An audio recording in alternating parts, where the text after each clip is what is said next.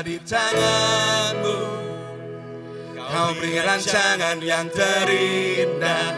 Yes, tak hanya yang baik saja yang ku terima. Walau tubuhku diremukkan, walau jiwaku digoyahkan. Yes Tuhan, pujianku takkan terhentikan. Roh-Mu yang memberi penghiburan. Hey, hey, hey. Akan kupikul salib-Mu, cukuplah kasih setia-Mu. Ku bertahan, Kau kuatku, teguhkan imanku. Ku mau tetap bersyukur. Hari Arona senantiasa bersyukur. Segala yang ku alami, ku mau tetap bersyukur. Ku mau tetap bersyukur, senantiasa bersyukur. Karena ku kan bersyukur. Apa? Sebab hari ini hari yang terbaik. Yes. Hidupku ada di tangan-Mu. Yes. Kau beri rancangan yang terindah. Tak hanya yang baik saja yang ku terima. Walau tubuhku diremukkan, walau jiwaku terkoyakkan, ku akan menantikan Roh-Mu yang memberi penghiburan. Akan kupikul salib-Mu, akan kupikul salib-Mu, cukuplah kasih setia-Mu. Ku bertahan, karena apa? Teguhkan imanku. Ku mau tetap bersyukur, yeah. Senantiasa bersyukur. Hati yang ku yeah. Dan kehendak-Ku terjadi. Ku mau tetap bersyukur. Senantiasa bersyukur. Hatiku kan bersuka. Katakan, sebab hari ini hari yang terbaik.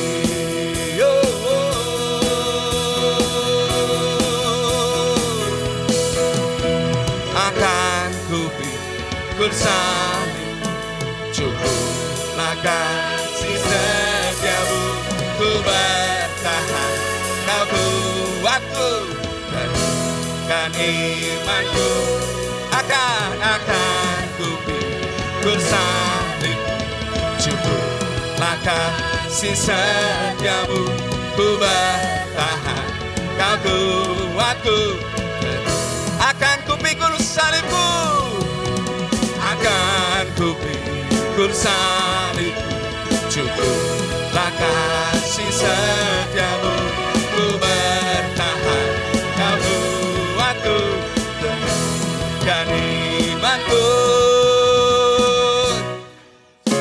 Tetap bersyukur, yeah. Senantiasa bersyukur.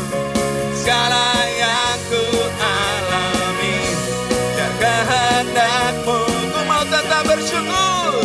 Ku mau tetap bersyukur. Senantiasa bersyukur. Hatiku kan bersuka.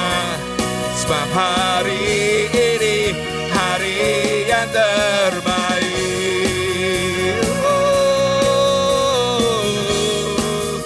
Hari yang terbaik. Katakan, hari yang terbaik. Haleluya. Hari yang terbaik Tuhan. Haleluya.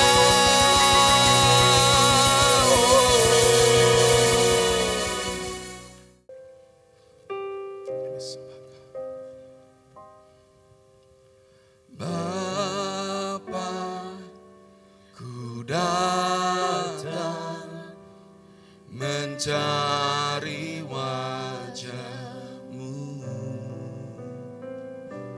dan ku merendahkan diri di hadapan-Mu.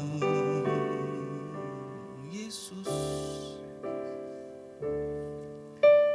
Yesus, ku sambut uluran tangan-Mu, hadirat-Mu nyata dalam doaku.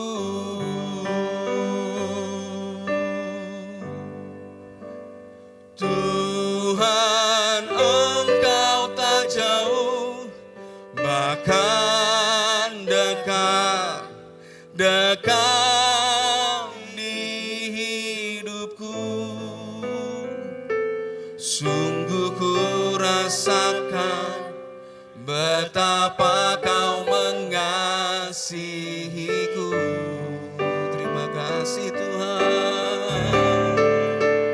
Tuhan, Engkau tak jauh, bahkan dekat, dekat di hatiku.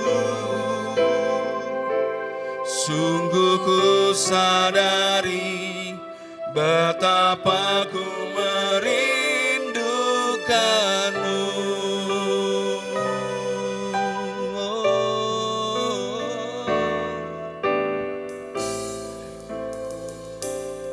Mari datang kepada Bapa, ku datang mencari wajah-Mu, dan ku merendahkan diri di hadapan-Mu. Pegang tangannya. Oh, Yesus, ku sambut uluran tangan-Mu, hadirat-Mu nyata dalam doaku. Bapa, ku datang.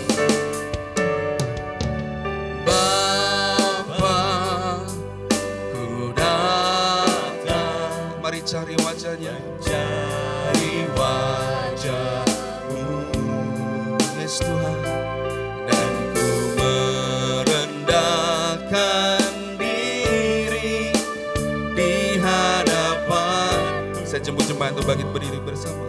Mari sambut uluran tangan Tuhan. Yesus, ku sambut uluran tangan-Mu, hadirat-Mu nyata dalam doaku.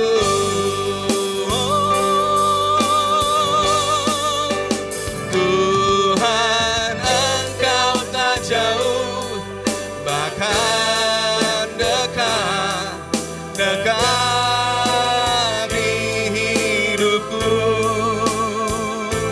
Sungguh ku rasakan betapa Kau mengasihiku.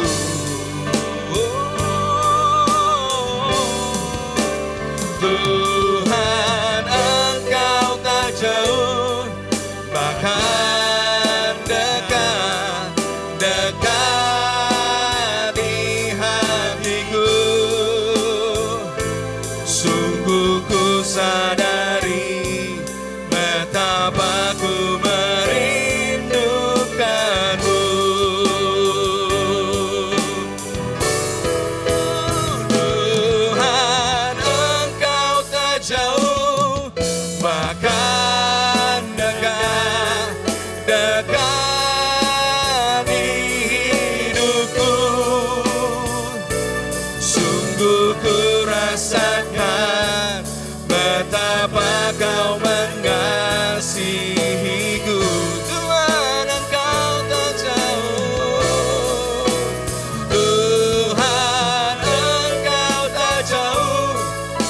dekat, dekat, dekat di hatiku. Sungguh ku sadari betapa ku merindukanmu. Senang sekali ketemu pagi ini. Puji Tuhan, saya sangat diberkati dari awal saya datang sampai sekarang. Saya sangat diberkati oleh semua hal ya di tempat ini. Saya boleh jujur, tidak semua gereja lokal mengalami perkara seperti begini. Tidak semua. Saya perlu jujur kepada Bapak Ibu.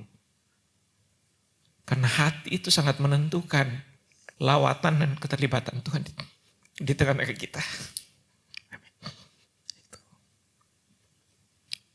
Saya ingat dulu, saya agak khawatir dengan kondisi kekristenan hari-hari ini yang begitu dipengaruhi oleh fasilitas. Seolah-olah orang Kristen itu banyak kali, bahkan gereja lokal saya agak sedih melihat fenomena kekristenan yang membujuk rayu orang untuk ikut gereja lokal mereka dengan berbagai iming-iming fasilitas dan lain sebagainya. Itu bahaya sekali sebenarnya. Itu menciptakan kekristenan yang rapuh, yang tidak siap menghadapi tantangan. Kita tahu dunia sekarang itu begitu rapuh, begitu berbahaya. Orang-orang tanpa pegangan apapun mereka tidak bisa. Kalau tanpa Tuhan, mereka perlu Tuhan. Nah sekarang kekristenan begitu banyak didinabobokkan dengan fasilitas, dengan hotel yang megah. Saya nggak salahkan ini hotel juga, tapi saya merasakan tempat ini lain. Saya percaya karena hati Bapak Ibu di tempat ini yang membuat Tuhan itu betah. Ada orang bilang apa? Ada orang kurang suka statement-statement seperti ini, misalnya tentang hadirat Tuhan. Ada orang yang memakai unsur prinsip lah, bahwa Tuhan itu hadir di mana saja, betul. Tapi hadirat Tuhan dan dinikmati di mana saja. Kita perlu tahu ini sungguh-sungguh. Tidak semua tempat Tuhan suka hadir. Daud buktikan pada zamannya Daud. Waktu Daud bakar mesbah itu, Tuhan itu nyatakan kehadirannya. Tapi Saul bikin mesbah, Tuhan tidak nyatakan kehadirannya. Hati itu penting loh. Oke, oleh sebab itu Bapak Ibu jangan terlalu mudah. Hari-hari ini Yesus sudah pernah katakan, jangan terpengaruh dengan orang berkata Mesias ada di sana, Mesias ada di sini. Jangan lupa Mesias ada di hatimu. Amin. Jangan terpengaruh. Kita ini firman Tuhan berkata kita ini tanaman Tuhan. Tuhan tanam di tempat yang Dia sudah siapkan. Jadi kalau terjadi proses dimanapun saudara berada, jangan pikir pindah. Pindah itu opsi ke 1230 kali. Pikirkan ribuan kali untuk pindah. Kenapa? Tuhan mau menyelesaikan dirimu dalam tangannya. Kalau kau pindah-pindah, kapan selesai Tuhan bentuk? Percayalah.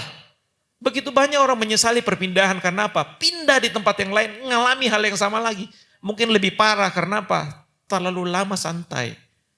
Karena kalau pindah ke tempat baru, dilayani lagi baik-baik, santai lagi rohaninya.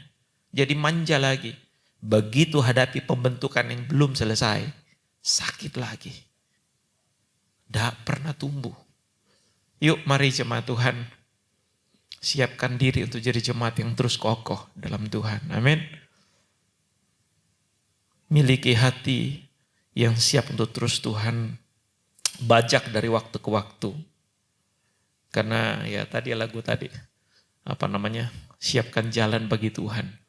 Ya, karena siapkan jalan bagi Tuhan itu dulu kan kalau siapa Yohanes berbicara, siapkan jalan bagi Tuhan. Ya.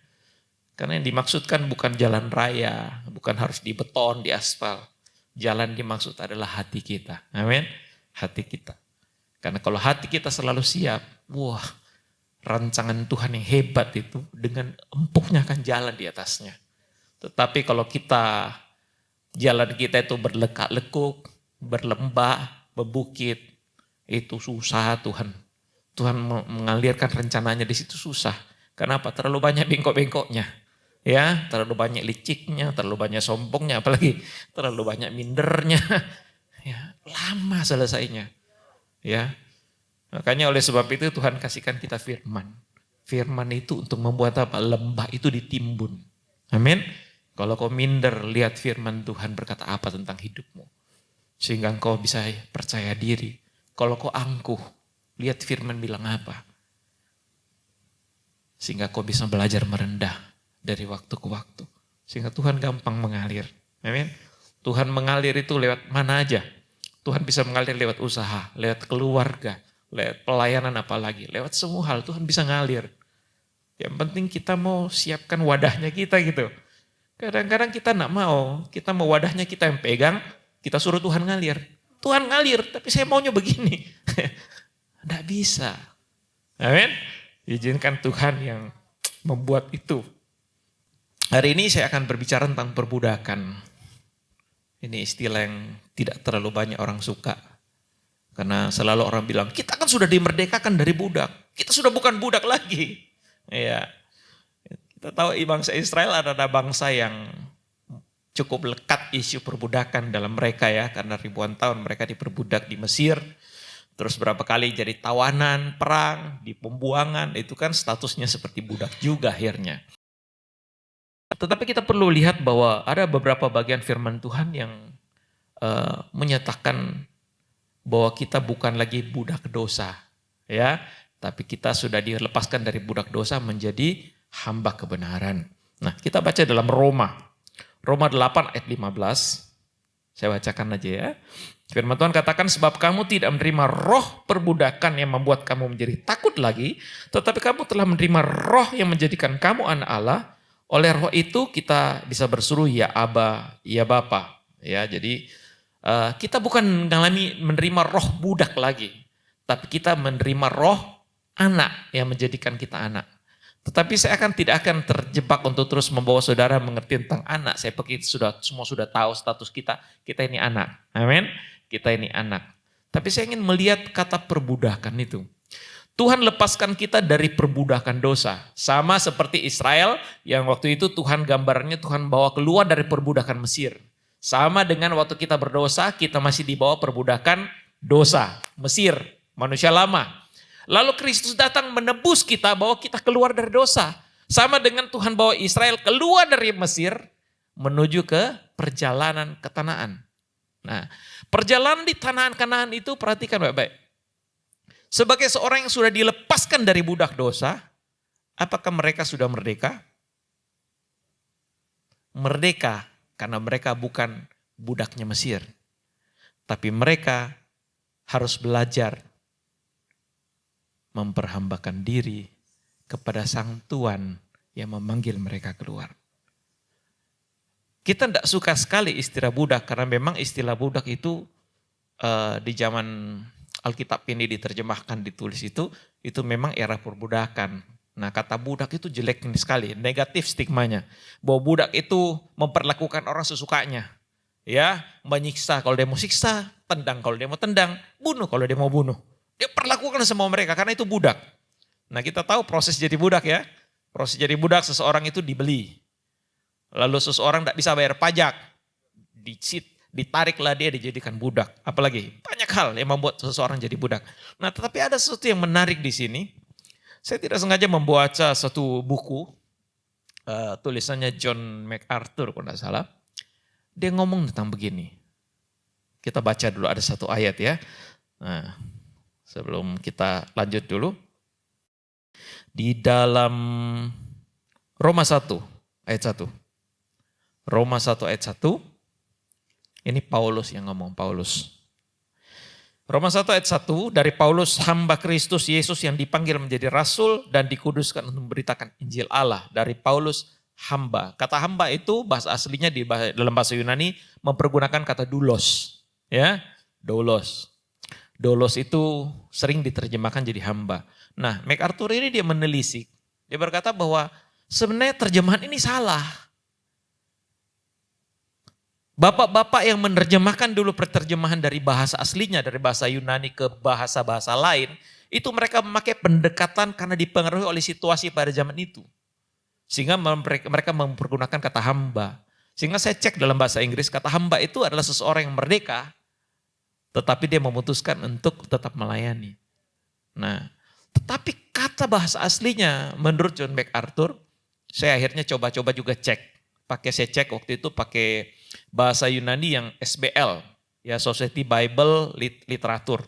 Ya, terjemahan itu saya coba ambil ayat yang sama lalu saya jadikan bahasa Indonesia.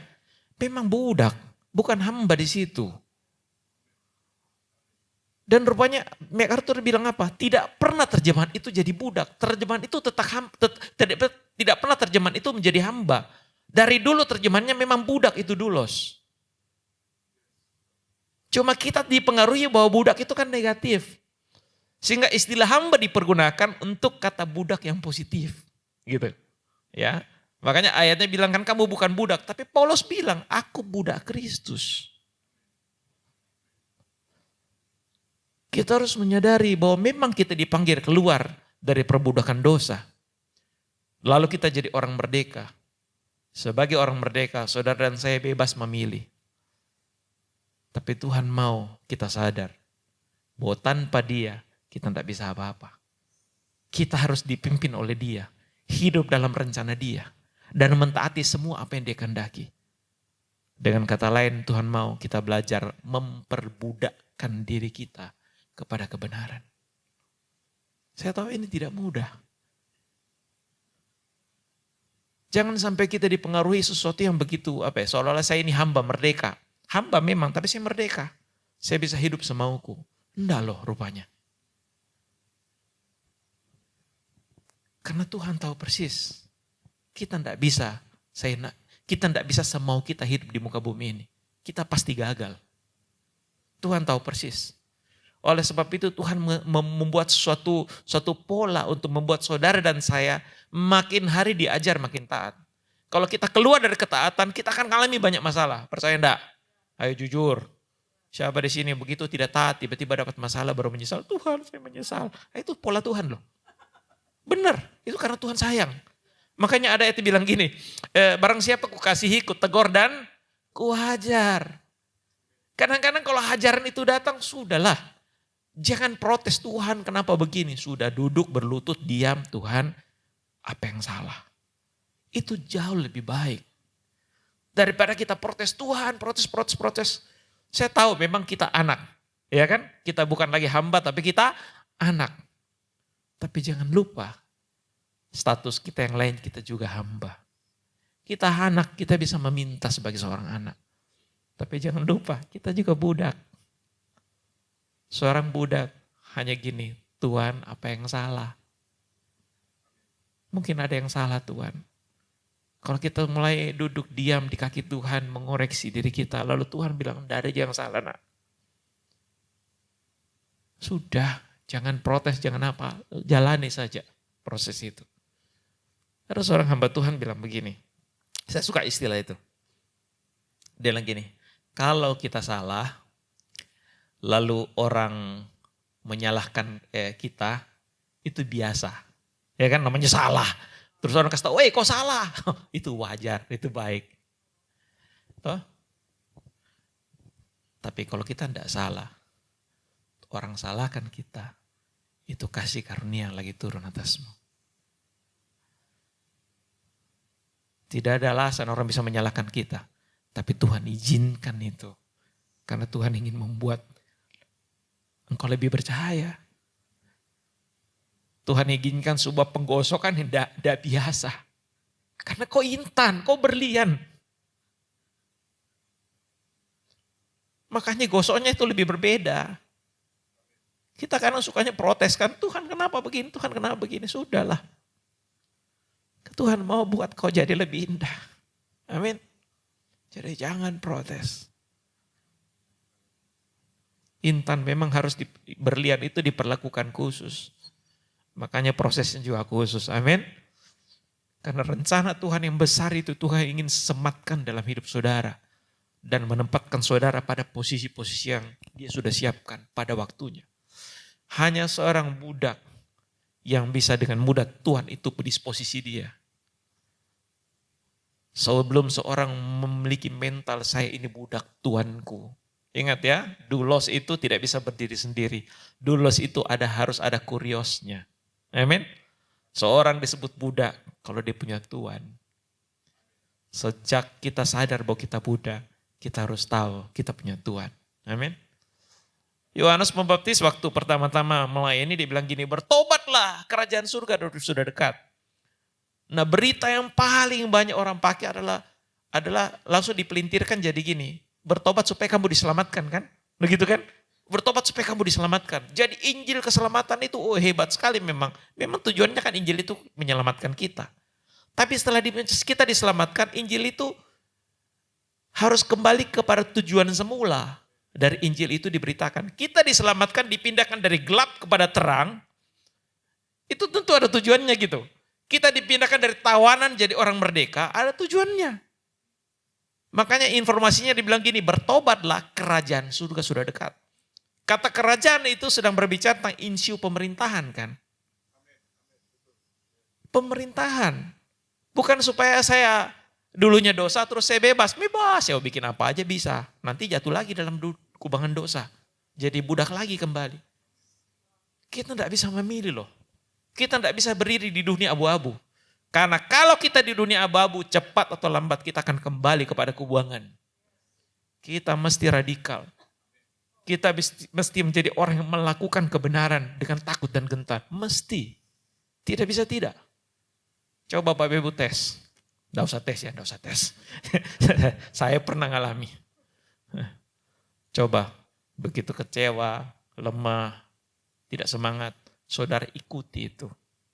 Diam di rumah, memuaskan keinginan, ambil me time, nyaman sekarang karena me time, healing, me time lah, ya, oke lah sesekali boleh lah, toh kan kita kadang burn out juga, gitu.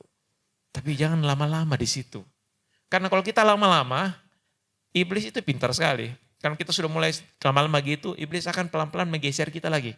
Bisa berpikir apa? Santainya jangan terlalu cepat. Itu ada santai yang lain lagi. Kita harus nikmati kan, hidup yang perlu dinikmati kan. Iya, hidup dinikmati. Dari kenikmatan yang satu pindah ke kenikmatan yang lain. Lama-lama terbiasa nyaman. Tidak mau lagi dibentuk. Pembentukan rasanya, aduh saya gak suka seperti ini. Saya tidak sejahtera. Istilah itu istilah tipuan banget itu. Saya tidak sejahtera. Seolah-olah iman itu karena perasaan. Iman itu karena kebenaran. Amin. Kalau kau tidak sejahtera hatimu memang mungkin tidak beres. Gitu. Masuk datang kepada Tuhan. Jangan lama-lama dalam healing. Setelah healing 1-2 kali sudah langsung masuk ke dalam kebenaran. Kita perlu target diri.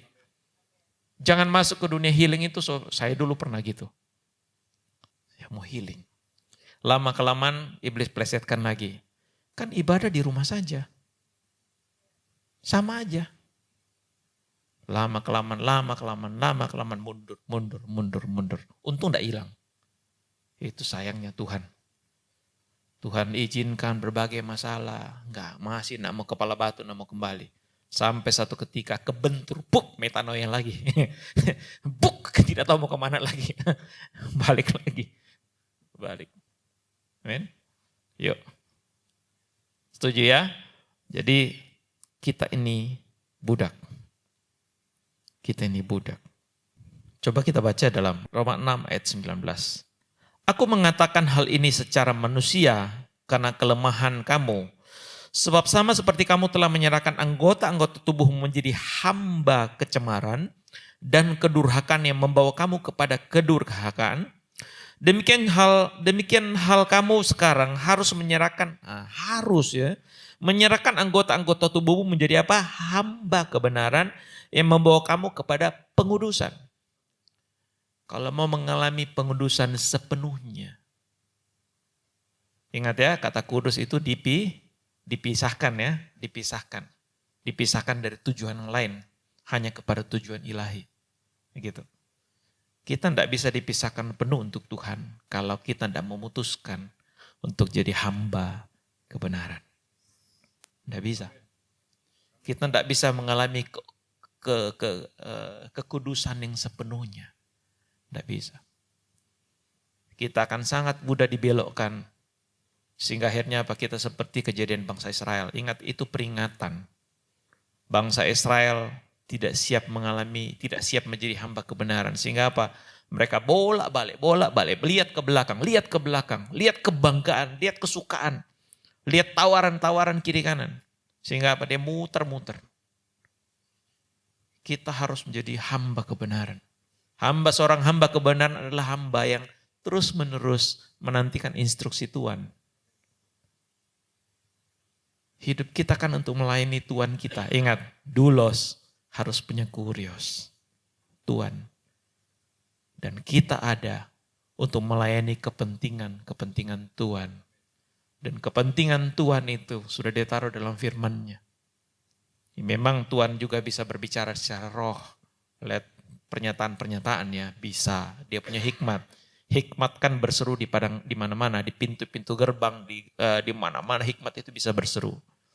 Tapi hikmat yang selalu harus kita miliki sebelum kita dengar dengan cara yang lain adalah firman Tuhan.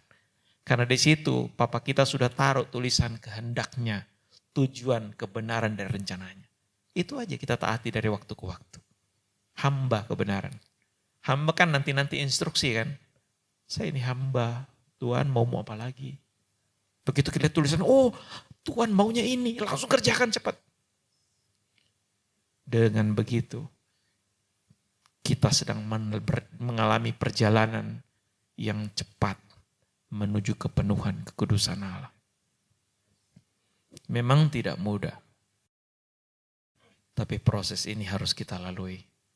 Karena kalau kita tidak lalui proses ini, kita akan mengalami pengulangan. Ingat ya, pengulangan itu enggak enak. Saya ingat dulu waktu kecil itu permainan apa, Dik?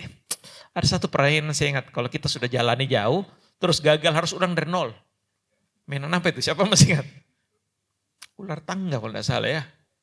Ular tangga, Dik. Iya. Kita jangan naik. Tiba-tiba kena kepala ular. Ekor ular kembali ke bawah lagi. Ulang lagi naik. Kembali ke bawah lagi. Ya. Jangan sampai kita mengalami kekristenan yang seperti itu. Pengulangan berulang akhirnya apa? 40 tahun loh. 400 tahun. Dan akhirnya kita ketuaan di padang gurun. Iya gitu. Iya benar, ketuaan di padang gurun tidak ada yang selesai. Ya selamat sih selamat, tapi seperti dari dalam api kan hangus. Gitu. Semua yang kita kerjakan hangus semua. Ya, yang lebih menyedihkan lagi akhirnya apa? Generasi kita dibawa terus melihat kegagalan-kegagalan itu. Kalau mereka belajar dari kegagalan, puji Tuhan. Tapi kalau mereka tersanggung dari kegagalan kita, itu yang parah. Amin. Yuk berlomba-lomba.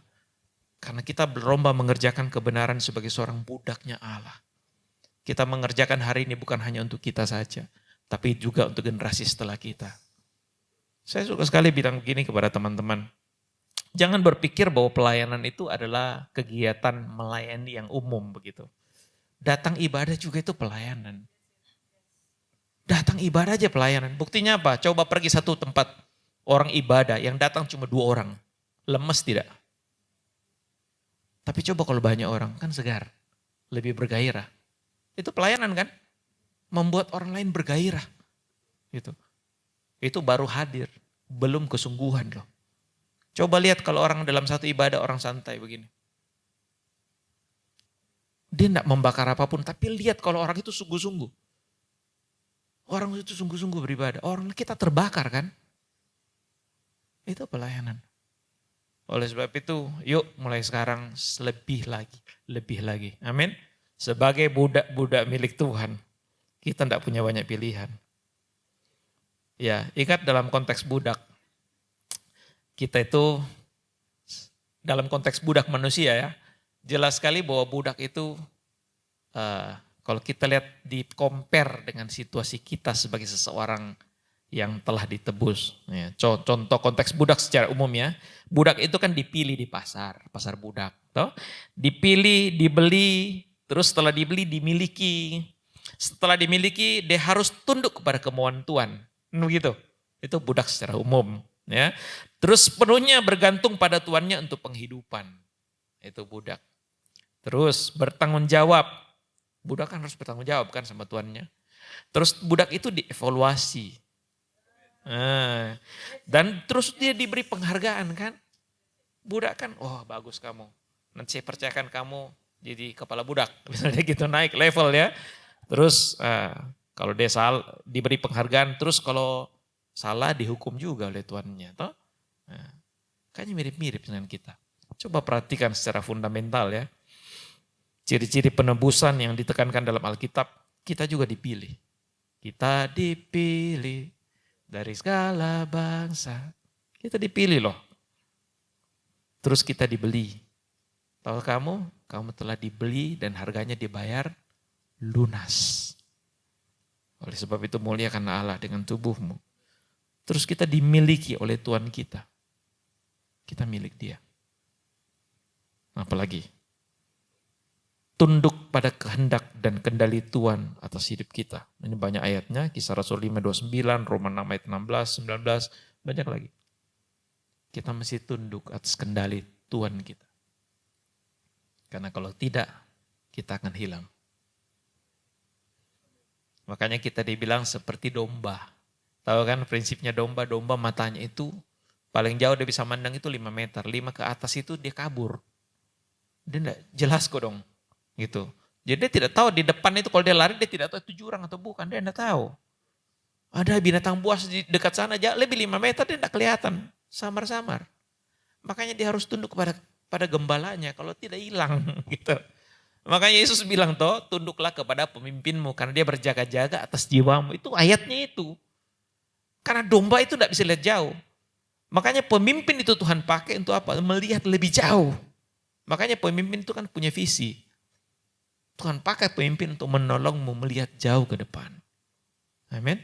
Hati-hati dengan kehidupanmu. Terus apalagi? Dan sepenuhnya bertanggung jawab kepada Tuhan untuk segala sesuatu dalam kehidupannya kita. Ingat ya, kita harus tanggung jawab. Ya, masih ingat perumpamaan yang Tuhan Yesus kasih tentang pengelola kebun anggur? Nah, waktunya kan tuannya datang. Minta pertanggungjawaban. Masih ingat?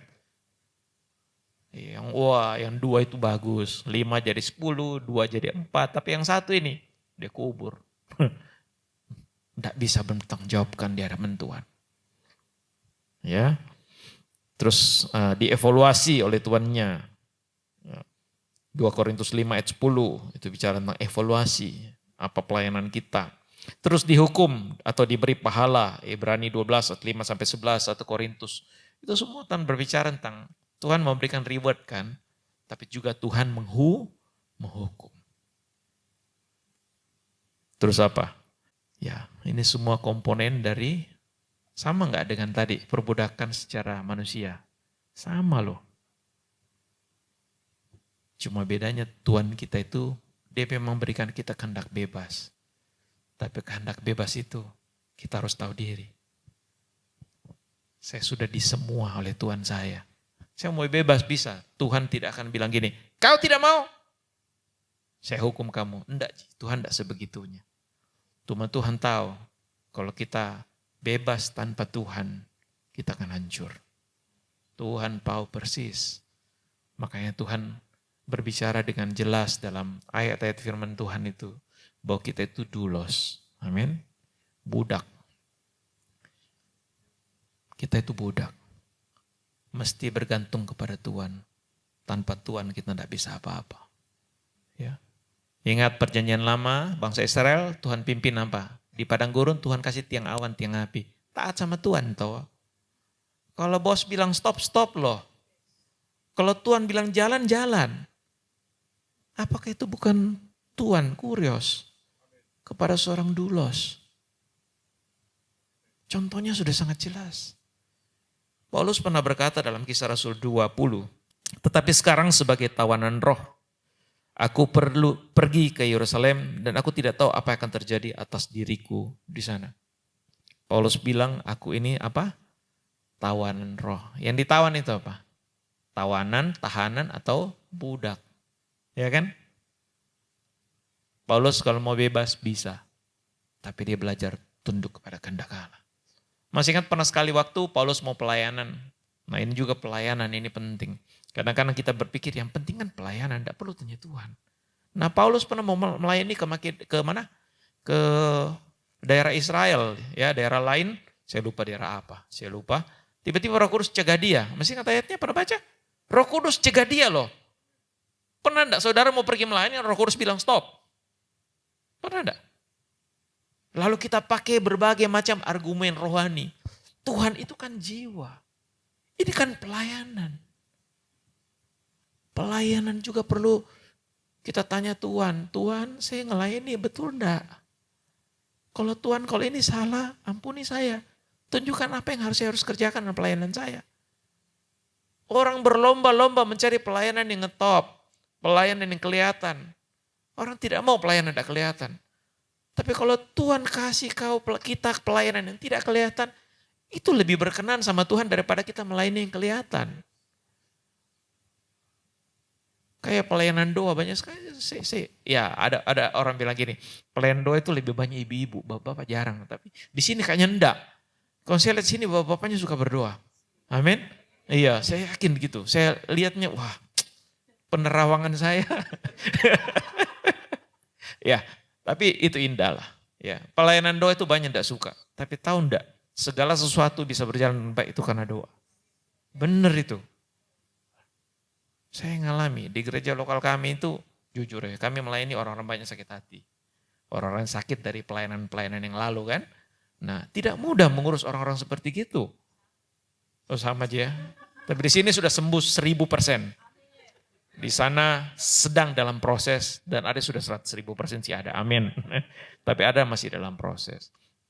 Dan itu benar-benar, itu bukan kemampuan kita, benar-benar.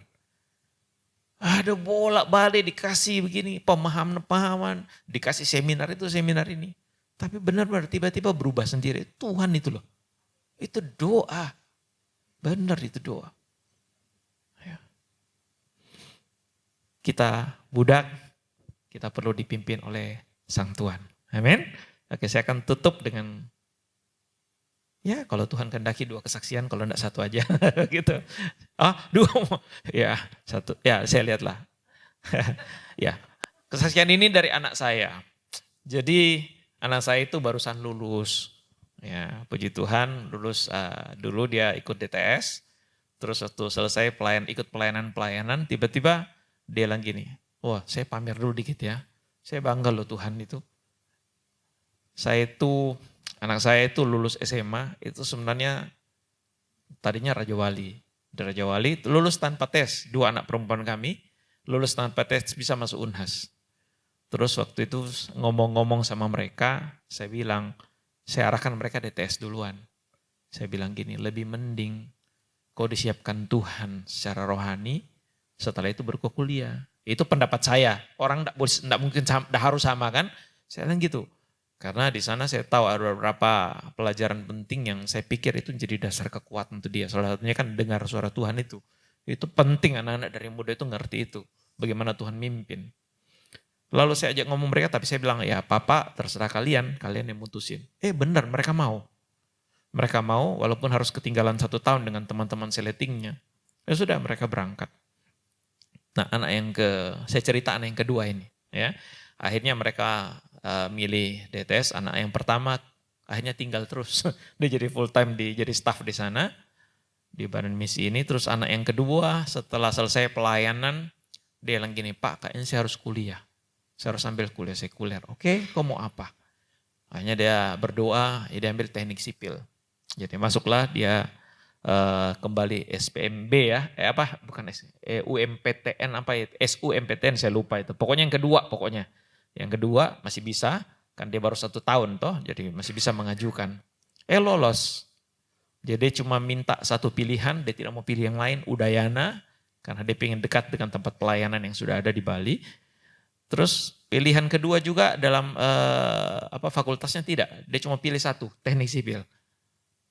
Saya yakin saya pasti lolos. Dan betul dia lolos, puji Tuhan barusan bulan 8 barusan dia lulus dengan cum laude. Kemudian bagi Tuhan, Tuhan luar biasa. Dan anak kami ini rasakan bagaimana sulitnya. Saya selalu mengajar, melibatkan mereka kalau kami kesulitan. Dari mereka SMA, kami kesulitan bayar uang sekolah, kesulitan apa. Saya nggak pernah cerita kepada orang. Ajak mereka duduk, kita doa yuk. Dan berkali-kali kami alami terobosan. Ya dulu saya kerja. Jadi saya full time sampai 95, terus saya masuk dunia usaha. Saya jadi kepala cabang di Kendari tahun 98. Lalu sampai tahun 2000 saya ambil keputusan lepas itu semua. Ya memang harusnya dari dulu sebenarnya. Cuma kepincut pingin punya duit lebih, masuk dunia kerja. Ya Tuhan bela sih. Sampai di sana akhirnya lebih banyak pelayanan daripada di kantor. Akhirnya ambil keputusan lepas. Nah begitu. Jadi ya saya kembali ke anak saya. Nah waktu itu dalam kondisi kesulitan selalu kami libatkan mereka untuk berdoa, cerita. Kalau terjadi terobosan juga cerita sama mereka. Jadi anakku terbiasa. Terbiasa ada apa-apa andalin Tuhan. Nah tahu nggak? Kadang-kadang yang kami kirimkan, yang mampu kami kirimkan bulanan itu paling top itu 500. Paling top. Ya di luar uang anunya ya, uang apa? Uang kos gitu. Kalau paling top 500 kemampuan kami. Kadang-kadang kita kirim ya cuma ada 200 ya. Iya ya. 200 dia bisa cukup hidup sebulan loh. Bagi saya itu ajaib. Nggak tahu dari mana aja caranya Tuhan pelihara dia. Bukan kami tidak bertanggung jawab. Kita tiap hari itu telepon. Nak bagaimana? Oh sudah mak, sudah makan ini. Oh sudah. Ih, dari mana udah apa? Temanku aja. Terus Cece bawakan. Cecenya kan di base. Kadang-kadang itu berlimpah-limpah dia juga bawa ke adiknya. Gitu. Jadi hidup. Nah singkat cerita setelah dia lulus mau kerja nih ceritanya. Begitu dia lulus dosennya yang tawarin dia. Itu ada di situ ada satu perusahaan lagi dapat proyek proyek serat optik. Dia butuh orang tapi itu bukan pegawai tetap. Mau nggak? Oh mau. Langsung dia kerja. Singkat cerita waktu menjelang pilkada gini akhirnya proyeknya stop dulu. Nunggu setelah pilkada. Nah dalam kondisi off seperti gini dia dengar bahwa teman-temannya cerita daripada kau nunggu itu sesuatu yang tidak pasti dan itu juga perusahaan itu dia selalu bukan pegawai tetap cuma kontrak begitu. Nah, mulai carilah lamar sana lamar sini. Satu kali dia dapat satu perusahaan yang mau menempatkan dia di daerah mana gitu saya nggak tahu. Tapi perusahaan itu begitu siksanya. Gajinya sangat kecil, tempatnya sangat jauh dan itu masuk dalam lokasi lagi. Nah waktu itu dia sudah mau ambil. Dia sudah panik gitu. Teman-temanku sudah pada kerja. Saya belum. Saya bilang stop dulu. Diam. Tanya Tuhan. Tapi papa dan mama sih enggak. Tapi kalau kau tanya sama Tuhan. Tuhan akan bicara sendiri sama kamu. Akhirnya benar Tuhan bilang enggak. Dia tolak. Singkat cerita. Dia sudah apply beberapa perusahaan. Satu perusahaan Australia. Satu perusahaan yang Bali juga. Kontraktor besar juga.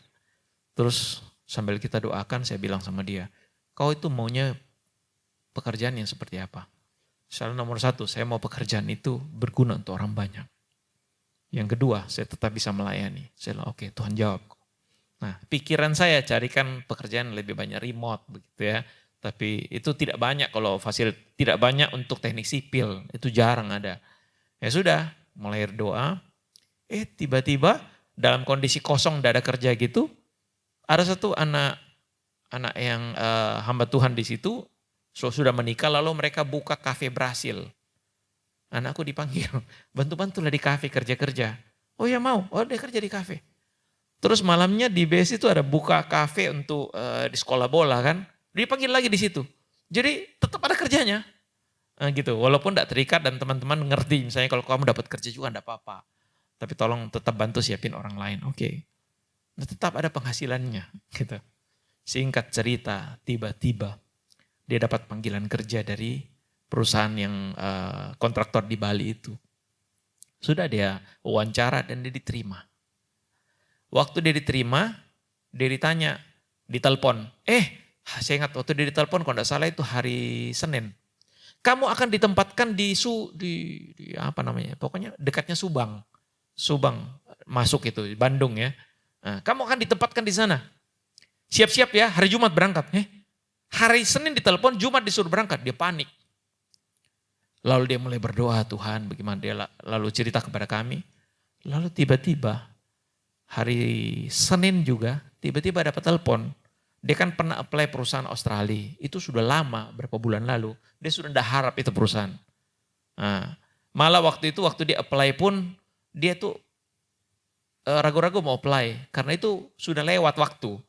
Jadi waktu itu dia dapat berita itu tanggal sekian, Saya bilang apply saja, masukkan saja. Dan dia iseng-iseng masukkan, diterima. Lalu dipanggil wawancara hari Rabu. Nah, Senin kan dia sudah dipanggil perusahaan yang satu ini, yang satu hari Rabu. Dia bilang gini, Pak bagaimana Dik? Saya mesti, kalau Rabu saya bilang begini, coba aja, nanti bilang aja kau kasih keputusan dari Kamis. Kan Rabu wawancara dulu Australia. Oh iya. Tapi hatinya itu bergolak gitu. Pulang dia cerita. Nah, saya bilang gini, sudah kayak kita doa. Kita doa sama-sama. Lihat WA call gitu, kita doa sama-sama. Setelah doa tiba-tiba Selasa ditelepon yang Bali itu. Yang katanya hari Jumat harus berangkat. Tiba-tiba ditelepon, kau harus putuskan hari ini. Ih kak, kan saya bilang Kamis. Dia bilang tidak, kau harus putuskan hari ini, kau mau atau tidak. Nah, langsung dia mantap, dia bilang, kayaknya saya nggak bisa. Saya nggak bisa. Karena saya nggak bisa mendadak seperti gini. Tidak apa-apa, kasih orang lain aja. Dan tahu enggak, setelah dia begitu, dia telepon kami. Saya lega Pak. Saya bilang, ya percayalah. Kalau kita mengandalkan Tuhan, Tuhan pasti kasih kau pekerjaan yang paling baik sesuai dengan yang kau butuhkan. Tiba-tiba waktu hari Rabu, bukan tiba-tiba sih, hari Rabu sudah terencana. Hari Rabu nelpon, terus mereka wawancara pakai seperti Jemit begitu. Ada orang bule satu, terus satu orang Bali. Wawancara itu ditanya-tanya kiri kan, itu orang bule senang sekali. Sampai ketawa-ketawa. Sudahlah, kau masuk saja. Nanti kau gampang, trainingnya itu gampang. Gitu. Kamu kan belum pernah kerja toh? Pernah Pak gini. Iya tapi secara umum pengalaman di dunia kerja kan belum langsung kau ngalami. Iya belum. Tidak apa-apa, kami mengerti itu. Kamu akan di-training. Lalu dikasih fasilitas, apa segala. Aduh itu berapa kali lipat dari yang lain. Lalu dia lebih banyak, waktunya itu banyak remote. Jadi kadang-kadang ngantor lebih banyak remote. Kerjanya itu jam 6:30 pagi sampai jam 3 sore. Dia bilang bisa pelayanan malam. Kan biasa pelayanannya jam 5 sampai malam. Gitu saya bilang, ya puji Tuhan, mari Tuhan jawab kok. Ya, walaupun kita bisa memilih, kita memerlukan Tuhan kita yang menentukan. Amin. Banyak pilihan, tapi Tuhan kita tahu yang terbaik. Kita tidak tahu yang terbaik, kita tahu cuma yang baik. Tapi terbaik bos kita tahu. Oleh sebab itu supaya tidak terjadi pengulangan berulang-ulang, belajar tanya sama bos. Amin. Oke, saya akan tutup dengan, mungkin sudah pernah dengar ini kesaksian. Tentang seorang pengusaha yang pergi ke satu daerah terpencil. Jadi pengusaha ini waktu itu dia mau pergi ke satu daerah terpencil. Kebetulan daerah itu tidak bisa dijangkau dengan kendaraan darat, harus lewat pesawat. Jadi naiklah dia sebuah pesawat yang baling-baling satu itu, apa namanya ATR atau apa. Yang kalau sudah dicetek starternya harus diputar baling-baling gitu, boom, tok gitu. Ya. Nah, kebetulan pesawat itu ya cuma bisa 1-2 penumpang. Jadi naiklah pesawat itu. Waktu dia naik pesawat itu dia berdoa dulu. Selesai doa, dia langsung sama pilot, "Ayo kita jalan yuk." Oh ya, sudah jalan. Di tengah perjalanan tiba-tiba dia lihat di depan itu cuaca kurang bagus. Lalu pilotnya mulai tangannya dingin, pilotnya pegang dia. "Pak tolong doain saya."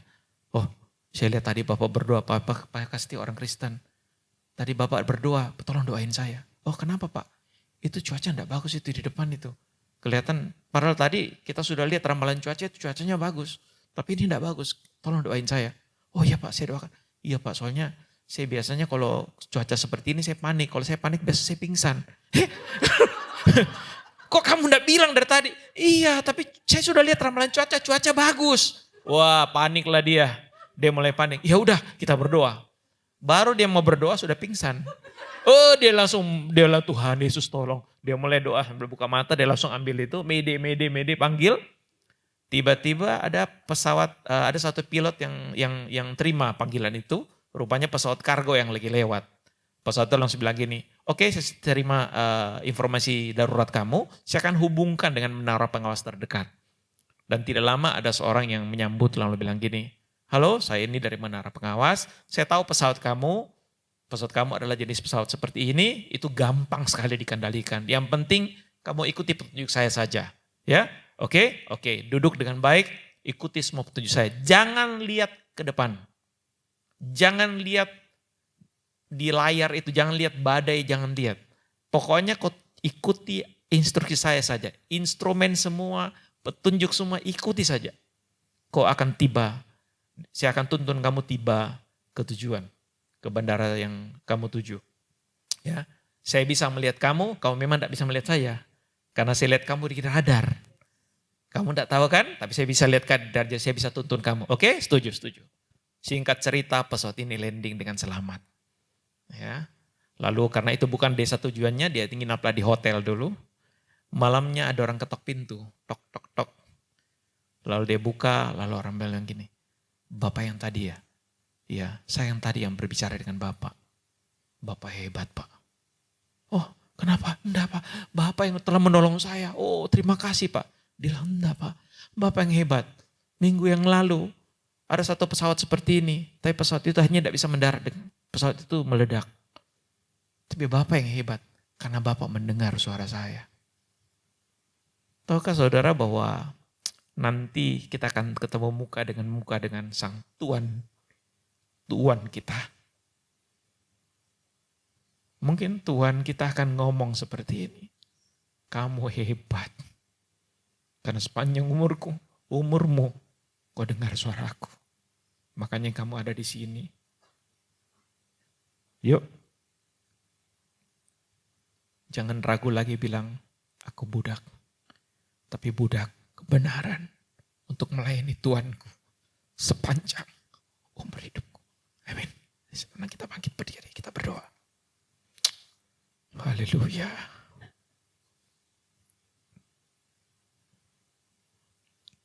Kami sadar kami hidup. Kami yang telah dipanggil adalah untuk melayani kepentingan-Mu Tuhan.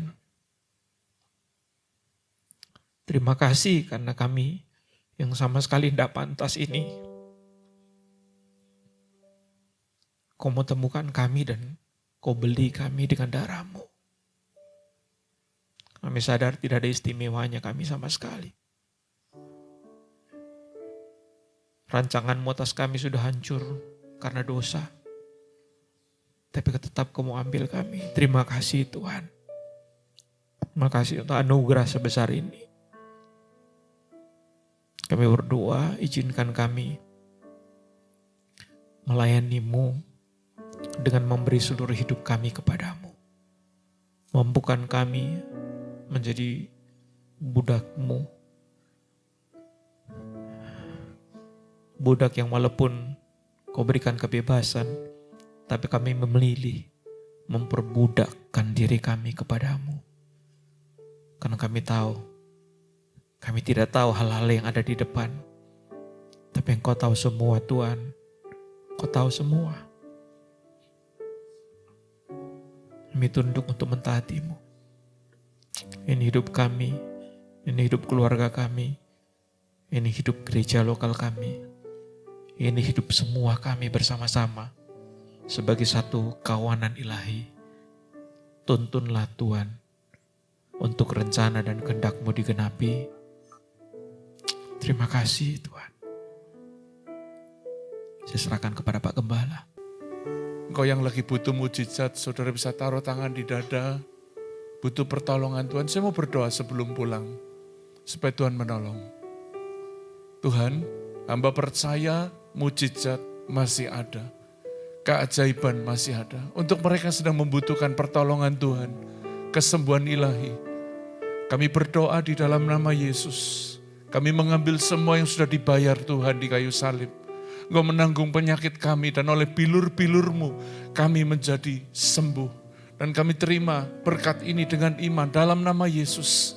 Semua sakit penyakit, semua kelemahan tubuh, aku hardik demi nama Yesus, demi nama Yesus. Mereka sedang membutuhkan jalan keluar Tuhan. Untuk kebuntuan hidup, kesulitan yang beruntun. Hamba berdoa kalau ada dosa Tuhan ampuni. Tuhan sucikan dengan darah-Mu Tuhan. Kalau ada dosa, Engkau bicara supaya kami mengerti apa yang harus perlu kami rubah. Tuhan kami berdoa buka jalan Tuhan, buka jalan. Untuk setiap kesulitan, kebuntuan. Di dalam nama Yesus, Tuhan buka jalan. Berkati juga pernikahan jemaat-Mu. Tuhan, Kau yang telah mempersatukan, Tuhan tidak pernah salah. Dan Tuhan tidak pernah gagal. Biar setiap kami tetap teguh di dalam janji nikah kami. Apa yang dipersatukan Allah tidak boleh dipisahkan. Kami percaya anggur yang baru Tuhan bisa berikan dalam nama Yesus. Dalam nama Yesus. Mari arahkan hati saudara dan terima berkat Tuhan. Tuhan memberkati engkau dan melindungi engkau. Tuhan menyinari engkau dengan wajahnya dan memberi engkau kasih karunia. Tuhan menghadapkan wajahnya kepadamu, memberi engkau damai, memberi engkau sejahtera, memberi engkau kelimpahan, memberi engkau berkat-berkat yang baru. Di dalam nama Tuhan Yesus Kristus. Yang percaya katakan, amin. Tuhan memberkati sampai minggu depan. Tuhan memberkati.